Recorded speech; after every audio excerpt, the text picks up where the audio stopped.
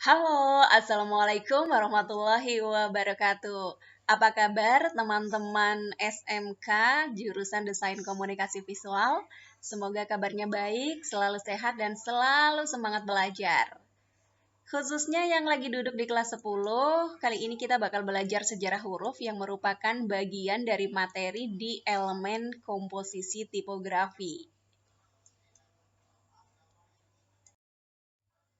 Teman-teman, sejarah huruf mengalami berbagai proses yang sangat panjang, tapi yang pasti sejarah huruf tak lepas dari keberadaan empat bangsa, yaitu bangsa Mesir, bangsa Fenisia, bangsa Yunani, dan bangsa Romawi. Jadi penasaran ya dengan sejarah huruf ini? Yuk kita mulai dari mengenal yang namanya aksara paku.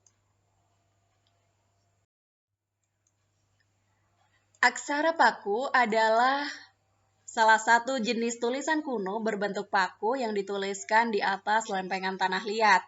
Kata aksara paku merupakan terjemahan harfiah dari bahasa Latin suneus yang berarti baji atau paku dan forma yang berarti bentuk.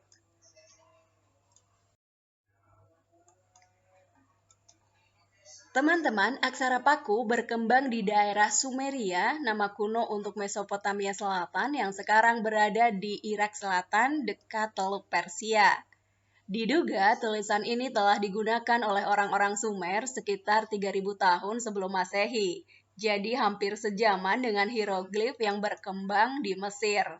Pada praktiknya yang paling awal, aksara paku diduga digunakan untuk pembukuan di istana atau kuil di daerah Sumer. Selain itu, tulisan ini juga digunakan untuk aktivitas perdagangan. Selanjutnya adalah piktograf dan hieroglif yang diciptakan atau dibuat oleh bangsa Mesir kuno. Piktograf pada sekitar 3100 tahun sebelum Masehi, bangsa Mesir menggunakan piktograf sebagai simbol-simbol yang menggambarkan objek. Piktograf juga disebut piktogram yang merupakan sistem tulis-menulis yang paling awal dan tua. Manusia pada masa purba menggunakan piktograf yang menggambarkan objek sehari-hari di sekeliling mereka seperti peralatan, hewan, dan tanaman. Hieroglif. Tak hanya piktograf saja yang berupa simbol tulisan, bangsa Mesir kuno juga menemukan tulisan yang dinamakan hieroglif. Tulisan ini berbentuk lambang dengan berbagai macam karakter seperti burung, mata, hingga timbangan. Sayangnya, hieroglif tidak bisa dimengerti semua orang. Namun, pada tahun 1822, seorang ilmuwan Perancis bernama Jean-François Champollion, setelah mempelajari bertahun-tahun, akhirnya dapat mengetahui makna dari simbol-simbol hieroglif. Bangsa Fenisia dengan alfabet Punisian. Sejarah berkembangnya huruf berlanjut dengan diciptakannya alfabet Punisian atau alfabet Fenisia pada tahun 1300 sebelum Masehi. Bangsa Fenisia tinggal di sepanjang pantai Mediterania di tempat yang sekarang adalah wilayah Libanon.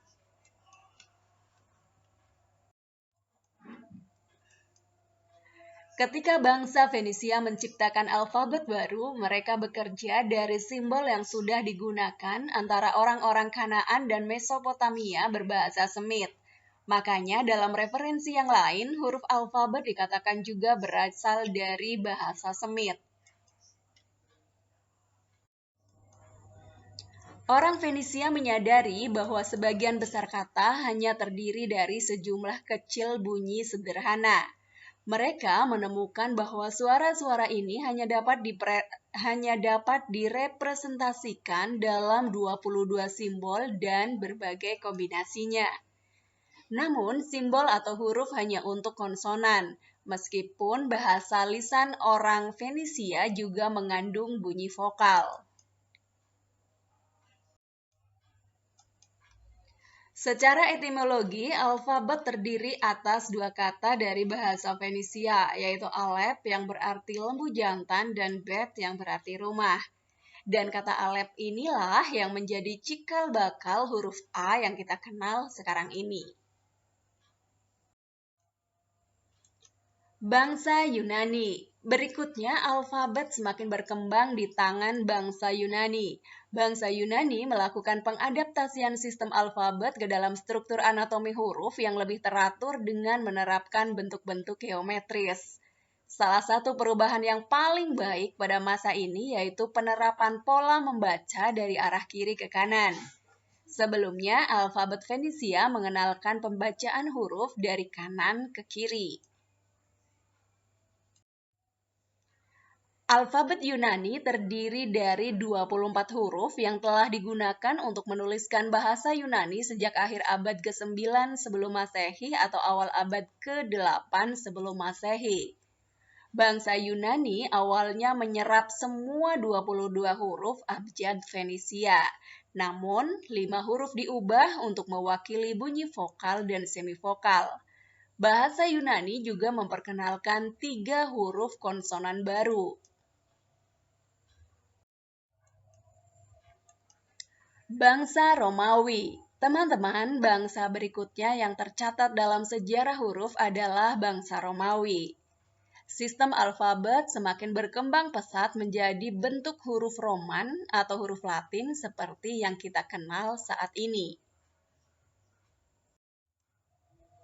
Alfabet yang telah disempurnakan ini mulai diterapkan sejak abad pertengahan dan digunakan sebagai alfabet dalam bahasa Inggris kontemporer.